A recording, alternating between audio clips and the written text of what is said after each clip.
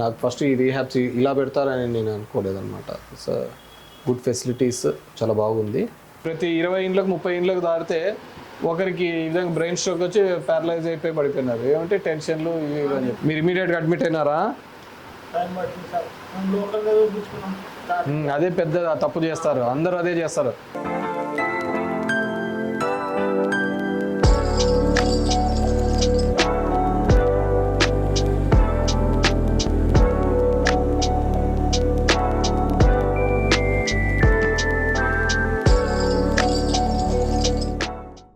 Okay, ఇదేమో OP consultation room.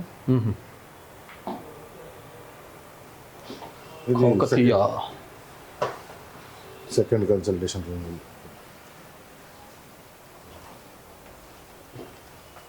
ECG room మామూలుగా ఎవరైనా పేషెంట్స్ వచ్చినప్పుడు సెలైన్ గిలైన్ ఎక్కినప్పుడు ఇక్కడ అంటే రెగ్యులర్ హాస్పిటల్ లాగా కూడా, రెగ్యులర్ హాస్పిటల్ లాగా కూడా ఉంది కింద. అంటే రీహాబే కాకుండా. రీహాబ్ కాకుండా. ఎన్నో ఫ్లోరు? 5 ఫ్లోర్స్ మొత్తం టోటల్. 5th లో కిచెన్ ఉంది. కిచెన్ మన సిస్టర్స్కి వాళ్ళకి వీళ్ళకి అకామిడేషన్. 4th నుంచి రూమ్స్ అన్ని. సో 24/7 మెడికల్ కేర్ ఉంటుందా? అవును. ఇది physiotherapy room.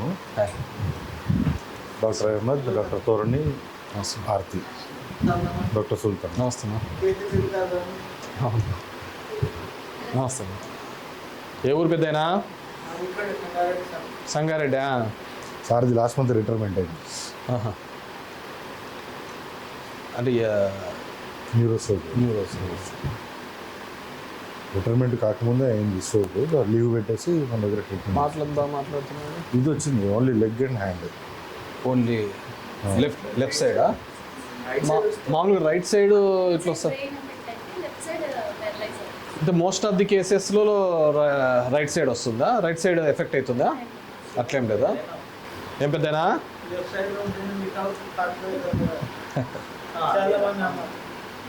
Left side paralyse అయితే రికవరీ ఫాస్ట్ ఉంటుంది. వచ్చినాక తెలుసుకున్నారా, ముందే తెలుసుకున్నారా? అంటే నాలెడ్జ్ కోసం. ఇప్పుడు నా గురించి తెలుసుకున్నట్టే.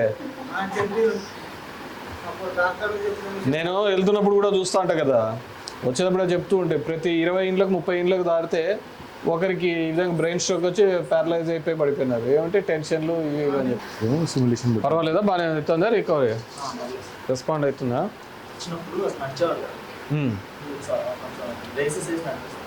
నడుస్తున్నా. మా సైడ్ అంతా ఇక్కడికి ఏంటంటే గోవా దగ్గరికి పోతారు ఆ ఇంజక్షన్కి ఏదో, ఇంకోటి విరూపాక్షి అని. కానీ ఇమ్మీడియట్గా అయితే కొద్దిగా ఈ క్లాట్స్ అన్నీ తగ్గుతాయి అంటారా? 24 అవర్స్లో అయితే బాగా రికవరీ అని. మీరు ఇమీడియట్గా అడ్మిట్ అయినారా? అదే పెద్ద తప్పు చేస్తారు, అందరూ అదే చేస్తారు. మా వాళ్ళు కూడా తీసుకుపోయి గోవా దగ్గరే ఉంది, బెల్గాం దగ్గర ఏదో ఇస్తారు, పసురు అంటారు.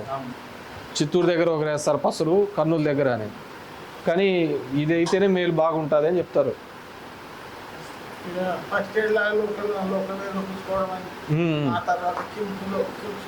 కిమ్స్ ఎక్కడ?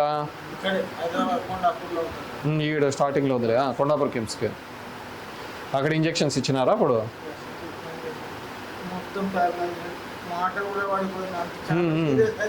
అవును,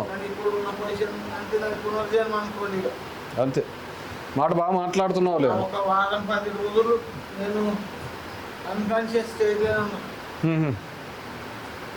బాగా రికవర్ అవుతున్నట్టే, అదే అడుగుతున్నాను.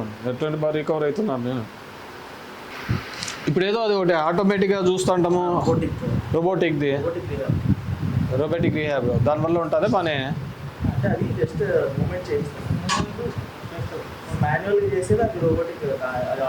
మనం ఇలా చేసేదా? నువ్వు కొద్దిగా ప్రెషర్గా చేస్తాను. మీ పేరు? సంగమేశ్వర్.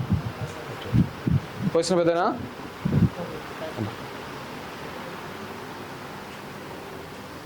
అటెండెన్స్ ఎంతమంది ఉంటారు?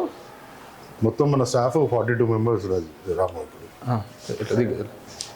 అక్కడ నొక్కగానే ఏ రూమ్ నుంచి వచ్చిందని వస్తారు, వచ్చి చూసి ఇమీడియట్గా అటెండ్ అవుతారు.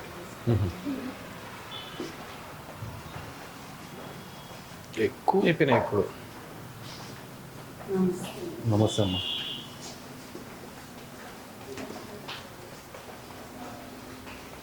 ఇంతకుముందు సార్ అప్పుడు మాట్లాడింది కదా పైన అతను ఈ రూమ్ వైఫ్ అండ్ హస్బెండ్ ఉంటుంది. అంటే వైఫ్ కూడా బాగాలేదా? లేదు తను Attendant. సపోర్టింగ్ ఉంటుంది. అంటే దాంతో పెద్ద చేంజెస్ ఏం కనపడలేదా? రోబోటిక్ దాంతో ట్రై చేశారా? అది మనం ట్రై చేయలేరు అప్పుడు. అంటే కొత్తది కదా మార్కెట్ కొత్తగా వచ్చింది ఇది పెట్టాలి. ఇది షేరింగ్ రూమ్, ఇది 4 bed sharing. Different economical background నుంచి వస్తారు కదా వాళ్ళకి సూట్. ఇది సెకండ్, అన్ని ఇండివిజువల్ ఏసీ రూమ్స్.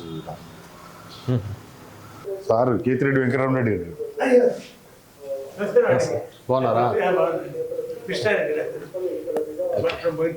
మన బోయినపల్లేనా? బాగున్నాము. బాగుందా? కూర్చోండి.